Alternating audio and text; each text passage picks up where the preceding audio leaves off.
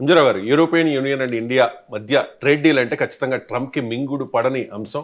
So ఈ trade డీల్ని కుదరకుండా చేయడానికి Trump ఏదైనా కుట్ర చేస్తూ ఉన్నారా? అంటే ట్రంప్ ఆపగలుగుతారా ఈ ట్రేడ్ డీల్ని? ఎస్ అండి. ఇప్పుడు European union commission Ursula madam ఎక్కడ వరల్డ్ ఎకనామిక్ ఫోరం దావోస్లో ఇది ప్రకటించారు. మదర్ ఆఫ్ ఆల్ డీల్స్ మీద మేము సంతకం చేసుకోబోతున్నామని ట్రంప్కి వార్నింగ్ అదే వేదిక దగ్గర ట్రంప్ కూడా ఉండడం జరిగింది.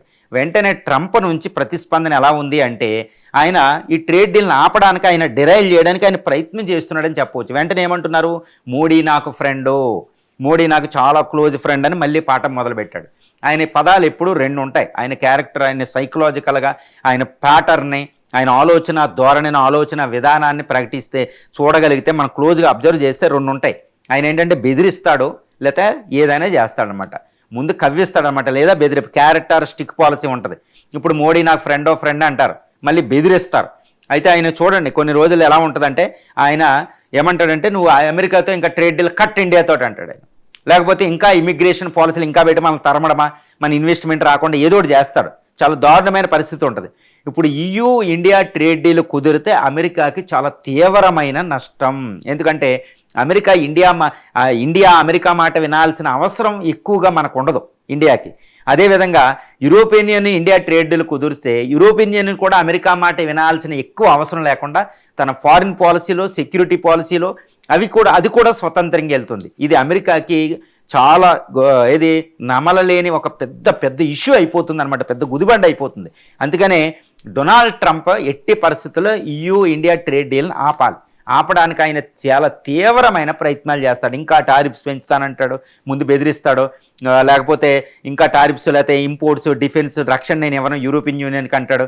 పుతిన్తో కోఆపరేట్ చేసి యూరోపియన్ ఇంకా ఇరుకుని పెడతారు, గ్రీన్లాండ్ మీద ఫోర్స్ చేయొచ్చు, లేకపోతే యుద్ధం ప్రకటించవచ్చు, ఏదైనా చేస్తాడు. ఇండియా విషయంలో ఎక్కువ అసిమ్ మునీర్కి ఎక్కువ సపోర్ట్ చేయొచ్చు, చైనాతో క్లోజ్ అవుతున్నట్టు నటించవచ్చు.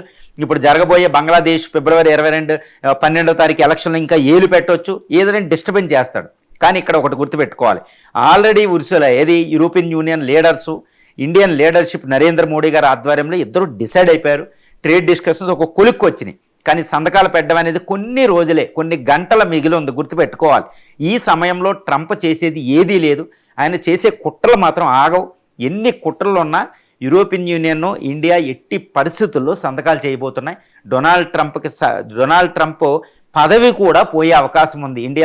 యూరోపియన్ యూనియన్ ట్రేడ్ డీల్ కుదుర్చుకుంటే ఇప్పటికే ఇండియాను దూరం చేసుకున్నట్టు అక్కడ రిపబ్లికన్ పార్టీ ఆయన సొంత పార్టీ, అదేవిధంగా అపోజిషన్ డెమోక్రటిక్ పార్టీలో పెద్ద విప్లవం కింద ఉంది.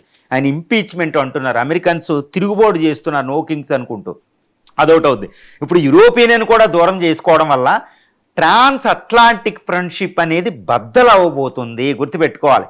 ఇప్పుడు ఏమని చెప్పొచ్చు అంటే ఇండియన్ ఓషన్ పార్ట్నర్షిప్ అనేది గ్లోబల్ పాలిటిక్స్లో మొదలవబోతుంది. అది అమెరికా పతనానికి నాంది అవ్వబోతుంది, చైనా పతనానికి, చైనా రైజ్ను కూడా ఆపగలుగుతుంది అనమాట. అందువల్ల గ్రేట్ డెమోక్రటిక్ అలయన్స్ అని చెప్పవచ్చు, అలైన్మెంట్ అని.